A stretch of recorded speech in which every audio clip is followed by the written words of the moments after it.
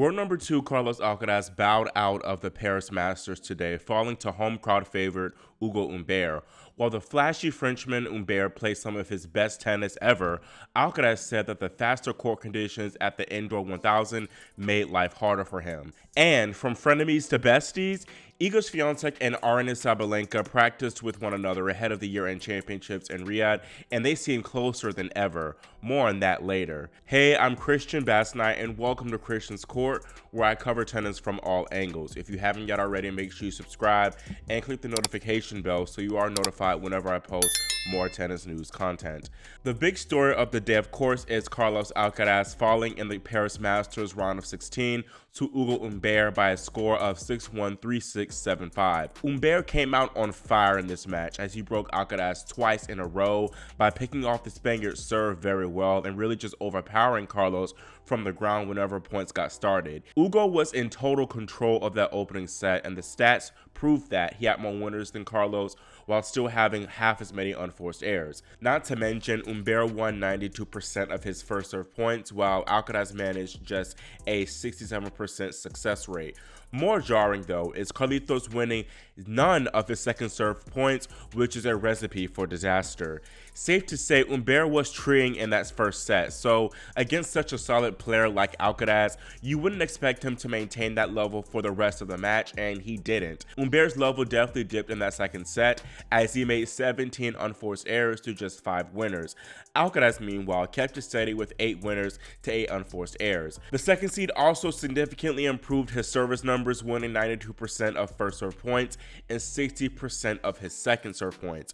Carlitos maintained this excellent serving for most of the deciding set too, but that all changed after Alcaraz failed to capitalize on a sliver of an opening to break Humbert at 5-all. At this point of the match, I felt that Carlos was the better player and that Humbert was definitely fading a little bit, but the Frenchman rejuvenated himself when he pulled off 2 incredible passing shots this game alone to get out of trouble. Now, I do believe that Carlos could have done a better job, really should have done a better job with his net coverage, especially on that first passing shot, but nobody's perfect. In that following game, Alcaraz played one of his worst service games of the entire match to get broken, giving Humbert arguably the biggest win of his career. Humbert beating Alcaraz really is not a shock at all to me. I did pick Carlos to win this entire tournament, but I admit I definitely overlooked Humbert, who always knows definitely how to bring his game on a faster court. Humbert was a point away from winning the Tokyo 500 at the top of the month, and then he pushed Alcaraz at Wimbledon this year to 4 tight sets in the round of 16 match. Alcaraz did get a routine 3-3 win over Humbert last month at a Davis Cup match, which was held indoors.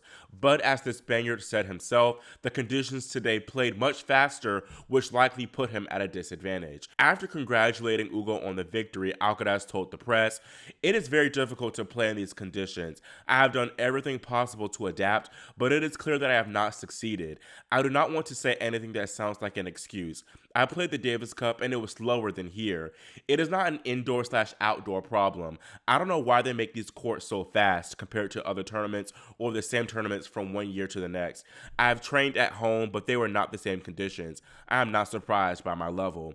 Carlitos also complained about the court speeds in Paris after his opening round win over Nicolas Jarry. He said, "It's really fast for me. Honestly, it depends on the player. You know, there are some players who like the speed, but I think it should be a bit slower just for the tournament, the people. There's going to be more rallies, more tennis to watch. We have to get used to it, but at some point it should be different. It should be better, but we can't do anything about it." According to the ATP's Court Pace Index, Paris has the fastest Masters hard court, significantly outpacing Shanghai, which is the second fastest. Tournaments, they have the power to change their own court speeds, depending on how they want matches to be played.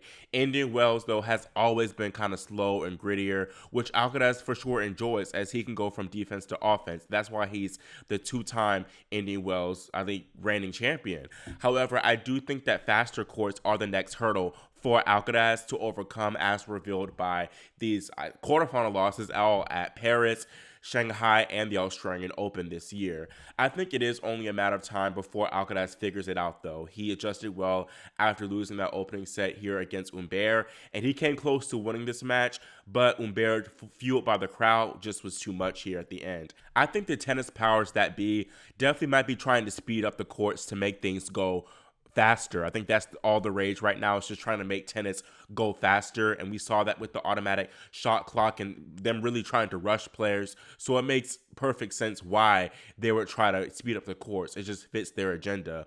I think a faster court obviously favors the bigger hitters and serve bots like Giovanni Impeci Pedicard. I know that is a controversial term, serve bot, but let's be real, he is a serve bot. I'm curious to know what y'all's thoughts are about the courts seemingly getting faster and faster. Do you like it, or do you prefer longer rallies from the ground and, the slower, grittier courts that we see at like an Indian Wells? I honestly kind of prefer a bit faster tennis. It's more entertaining for me, and personally, I think we've been treated to some really entertaining matches this week in Paris. I think also faster courts will force players to come to the net more too, and maybe bring back more serve and volleying, which I think is a dying art, and I really would be here for that too. As I mentioned earlier, Indian Wells is the place where Carlos has had a lot of success at, and it is actually the only Masters tournament this year where Alcaraz progressed to the semifinals, made it to the semifinals or better. Yes, Alcaraz wasn't able to play 3 Masters events, whether it be due to injury or, fatigue from playing at the Olympics, but that still shows you that it hasn't been the best season for Carlitos. That summer stretch where he won Roland Garros, won Wimbledon, and finished silver at the Olympics was outstanding, but his lack of Masters consistency is why Zverev could regain that number 2 spot very soon. Speaking of Zverev, he got his lick back over Arthur Fils, who beat the German in his home country this summer at the Hamburg final. This time though, Zverev played party pooper, eliminating the 20-year-old Fils 6-4, 3-6, 6-3 in front of his home crowd. This was, I think, a missed opportunity for Arthur. I think that Zverev really wasn't playing his best tennis today, but Fils did lose his composure at 1-2 in the decider when the umpire mistakenly called one of Arthur's serves out when it was clearly in. And Fils was upset because he likely was going to win that point, but instead he had to replay it. Now, Fils won that replayed point anyway, so it really made no difference, but he was still pissed at the umpire and he let him have it after he got broken. And he told the chair that he was so bad and that the chair umpire needed to wake up. Really, I think Arthur just was upset that things were not going his way, and he does have the tendency to kind of have a little bit of a hot streak. He doesn't do anything too drastic, but if he's mad, he'll let you know he's mad. While Fils was not able to break the German for the rest of the match from that point forward, he did have 3 breakpoint opportunities at 5-3. Zverev saved 2 of them with just winners that were pretty much just too good, but Arthur's big missed opportunity came at 30-40 where he nearly missed a sitter forehand wide. Arthur, as I mentioned, will definitely be disappointed to not come out on top, especially playing in his home Masters 1000, but looking at the silver lining and the bright side, this has been a great sophomore season for him. When he had his, a bigger breakout season last year, winning his first title, it's not easy to kind of replicate that and build upon that, but he definitely did that, and he impressed me, especially because he didn't start the season the best. And what's even more positive for him is that he doesn't have this many points to defend at the start of the year, so he can build that ranking up even more. And he's already in the top 20, so perhaps he can be, top 15 very soon. Now, getting into these remaining quarterfinalists here in Paris, Zverev faces Stefanos Tsitsipas, who scored a come-from-behind win over Francisco Cerundolo. Tsitsipas actually leads the head-to-head with Zverev 10-5, so I might favor the Greekman in this matchup. Now, I actually don't favor Zverev or Tsitsipas to come through and make the final in this top half. Rather, I believe it'll be the winner of Alex de Minaur or Holger Rune. De Minaur got a very impressive 3-set win over Jack Draper, who was playing outstanding tennis the past few weeks, and he had just come off an edgy top 10 win over the new blonde Taylor Fritz the round prior. Rune, meanwhile, had a lower-ranked opponent in the round of 16 and lucky loser Arthur Cazaux, who knocked out Ben Shelton in the second round. Cazaux beat Rune in the Australian Open second round earlier this year, so it was a great effort from the Dane to get his revenge.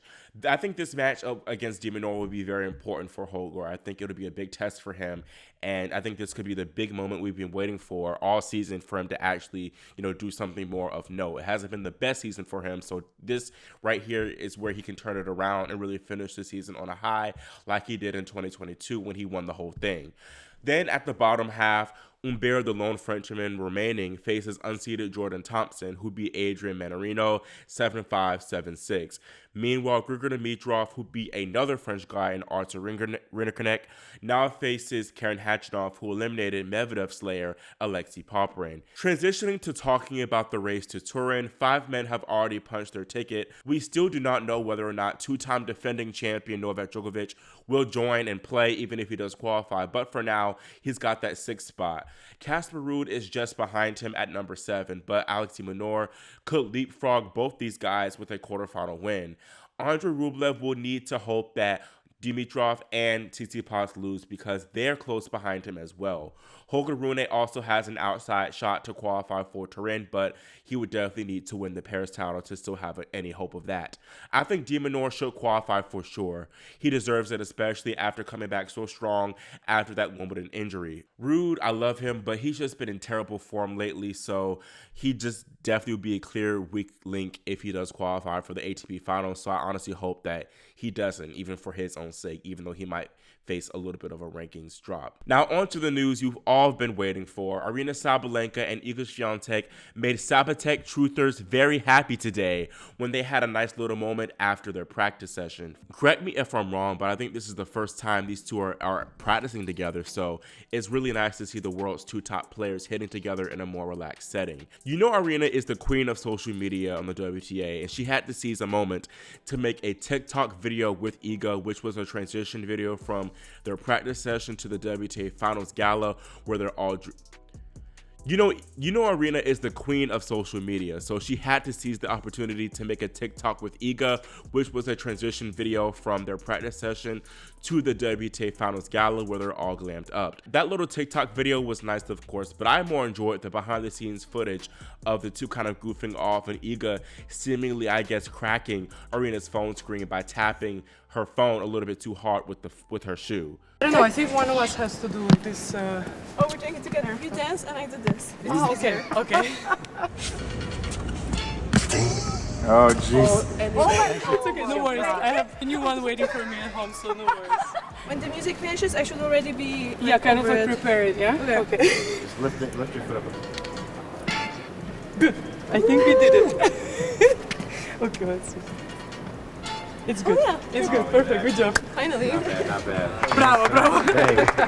This warmed my heart, honestly, seeing these two so close like this, because I remember around late 2022 and around most of 2023, they just didn't really seem to mess with each other, which is fine, especially since they are, they were and still are the 2 top players, and they played a lot of high stakes matches against one another. Iga's former coach, Thomas Bukarowski, also did not talk that highly of Sabalenka during a 2022 Canal Plus Iga docuseries, but I do think the Madrid epic final these two had this year changed the dynamic of their relationship a bit. It was the clear match of the year, and in my opinion, one of the best WTA finals and just matches of the century, and I believe both women grew more respect for each other afterwards. They had a nice little back and forth at the Rome Trophy ceremony where Aryna joked about getting her lick back at Roland Garros, and then the two had a pretty nice handshake after their most recent match, the Cincinnati semifinals. Now here they are today. They're practicing together, making TikToks, and they even followed each other on Instagram, so maybe after they play their next match, they'll even hug. I know some people might prefer when WTA stars and top players are a little bit more cold towards each other, but I personally prefer this. The 2 best players in the world being friendly with one another while still having a strong rivalry. It's even more cool when you consider that